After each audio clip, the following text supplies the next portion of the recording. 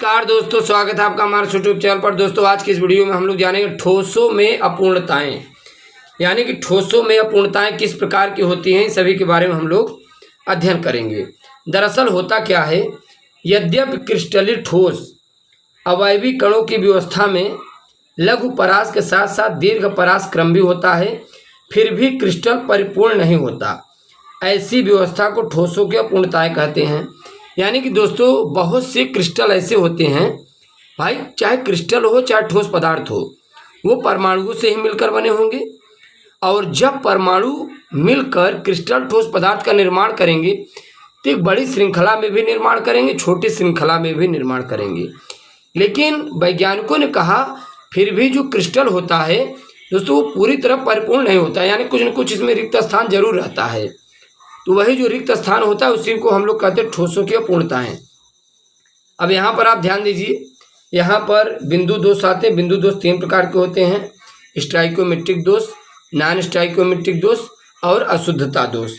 तो first of all हम लोग जानेंगे स्टाइकोमेट्रिक दोष।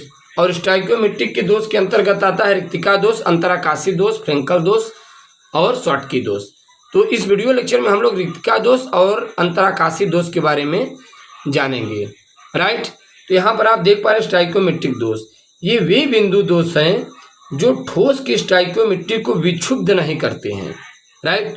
हमने क्या कहा दोस्तों, ये वे बिंदु दोष हैं जो ठोस की स्टाइकोमेट्रिक को विक्षुब्ध नहीं करते हैं।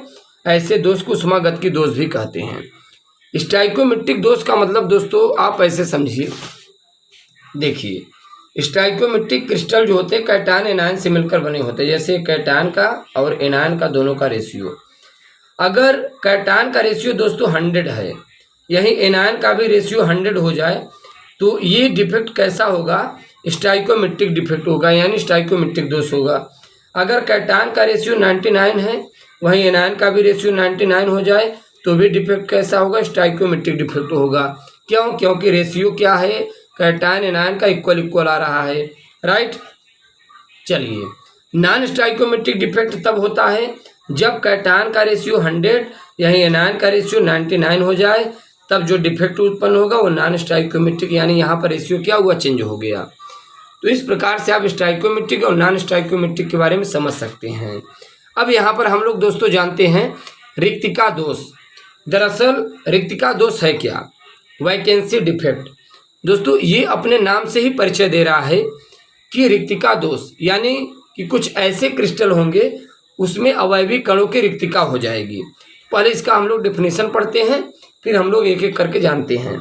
जब किसी ठोस क्रिस्टल में अवयवी कण क्रिस्टल को छोड़कर बाहर निकल जाते हैं तब उसे रिक्तिका दोष कहते हैं।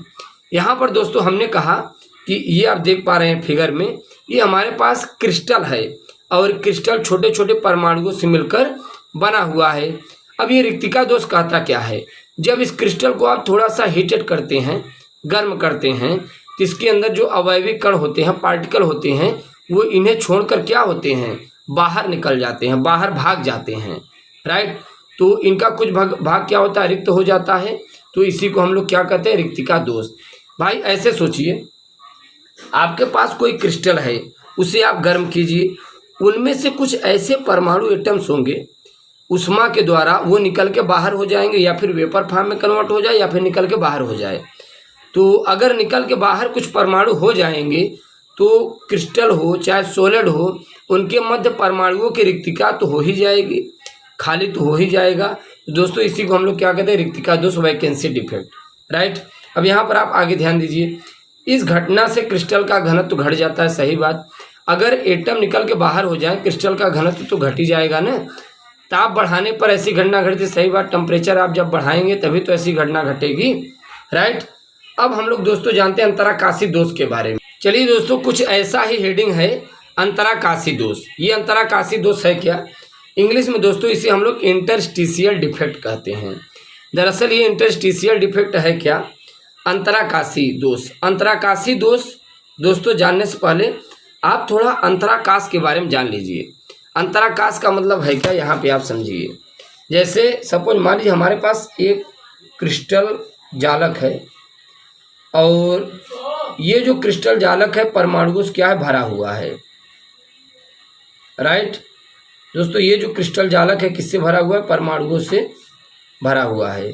अब आप यहाँ पर देख पा रहे हैं इस क्रिस्टल को परमाणुओं से भरने के बाद भी कुछ यहाँ पर आप देख पा रहे हैं दोस्तों स्पेस खाली है कि नहीं।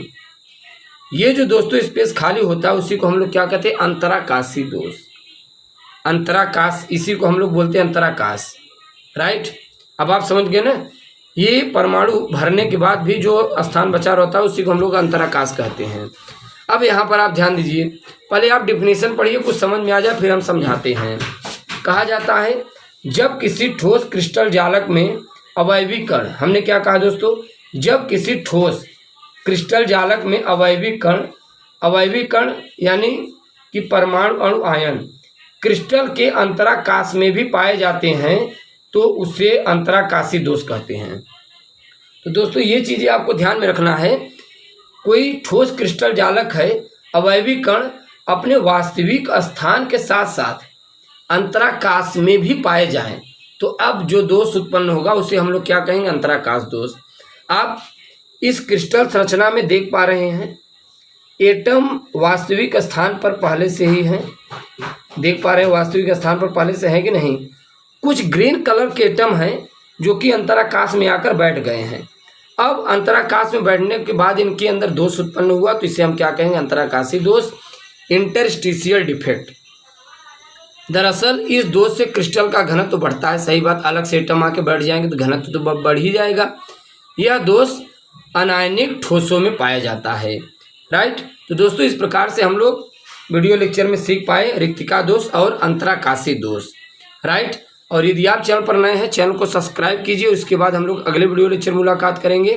Thanks for watching, thanks lot, धन्यवाद।